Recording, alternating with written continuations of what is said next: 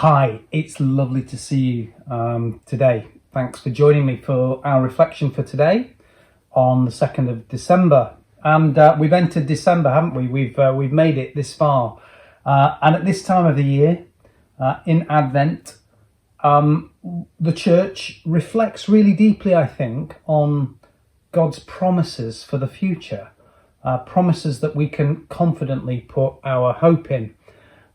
It's the time, more than any other really in the year, when we can look at the world in all its brokenness and its imperfections and say, yes, I know it looks grim outside.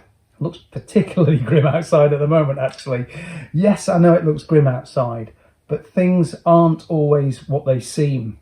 They're not always what they appear.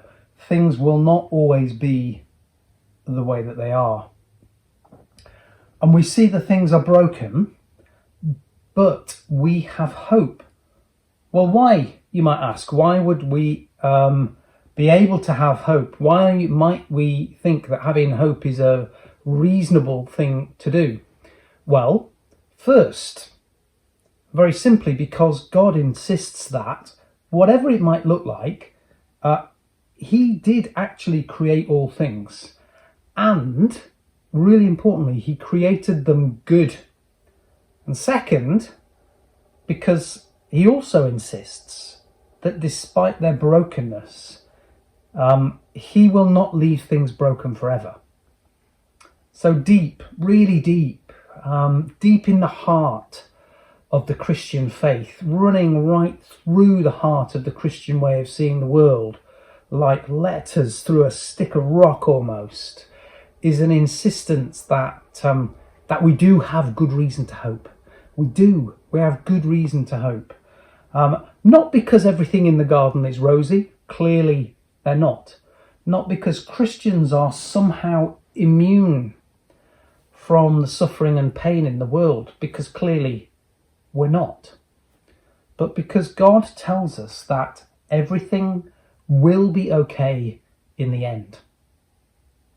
And importantly, we believe him when he says it. In one of the Bible readings that are sort of set for today in the church calendar, we get to hear this promise in a vision of the future. And one of Jesus's closest friends, John, after years spent with Jesus during his life and his ministry on earth, and then after decades of life in the earliest church, after Jesus' death and resurrection, decades actually seeing his friends killed and persecuted, but also decades of the church growing incredibly, explosively. Jesus' message of hope and love flowing out into the world. But what John finds as an old man, after all of that has happened, after he's experienced all of this in life, John, as an old man, one of the few surviving last disciples of Jesus, finds himself on exile on the Greek island of Patmos. And God comes to him in a vision, and he's given this image of what God will do in the future. And he says this is the image that he's given. Then I saw a new heaven and a new earth. The first heaven and the first earth disappeared, and the sea vanished. And I saw the holy city, the new Jerusalem, coming down out of heaven from God, prepared and ready, like a bride dressed to meet her husband. I heard a loud voice speaking from the throne. Now God's home is with people. He will live with them, and they shall be his people. God himself will be with them, and he will be their God. He will wipe away all tears from their eyes. There will be no more death, no more grief, or crying or pain. The old things have disappeared. Then the one who sits on the throne said, "And now I make all things new." He also said to me, "Write this, because these words are true and can be trusted. It is done. I am the first and the last, the beginning and the end. To anyone who is thirsty, I will give the right to drink from the spring of the water of life without paying for it. And it's a beautiful image, isn't it? It is a beautiful image of God bringing his vision for the whole of creation to fruition, of God finishing the job, if you like, a fruition where there's no more death, no more grief or crying or pain. We don't know what it will look like in detail, but we do know that it will involve heaven and earth coming together, God permanently living with his people.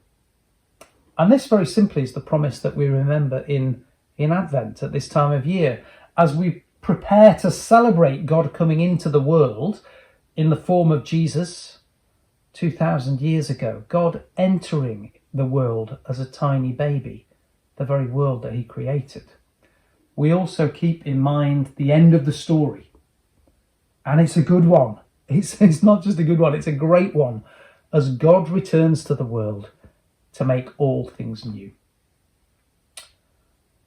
Now, I know there are lots of people around us at the moment who need to hear this, who need to hear that God really, really is doing a new thing, that he really will bring laughter out of tears, joy out of pain, that however bad things might be, in the end, it will be okay. It will be more than okay. It will be all that God created us for. But also, this isn't just a case of like jam tomorrow, a promise of jam tomorrow. It's not just that at some point in the future, God will come and permanently make things right.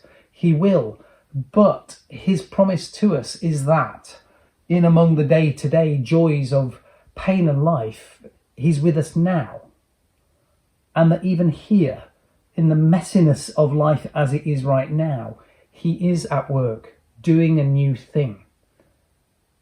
God says this. He says this. He's got this beautiful sentence that he said thousands of years ago to one of the ancient prophets, the prophet Isaiah. He said, "I am about to do a new thing. Now it springs forth.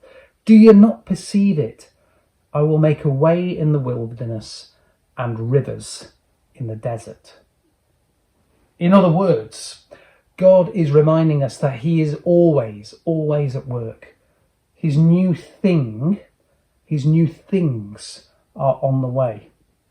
If we're attentive enough, we can see a glimpse of them. Things might look barren and lifeless, but his life-bringing water is present with us. To all who are thirsty, he invites us to drink from the water of life. And that's really simply our invitation this Advent, isn't it? To trust in God's promises. To trust in God's promises to do a new thing. And to drink deeply and freely from the river of life that flows from Jesus himself. So I pray that this Advent time, maybe today, tomorrow, we'd each be able to glimpse in amongst all the mess of life that God really is doing a new thing among us. And he invites us to come and be a part of it. I do wish you a blessed day, evening, whenever you're watching this, and I look forward to seeing you again. Bye-bye.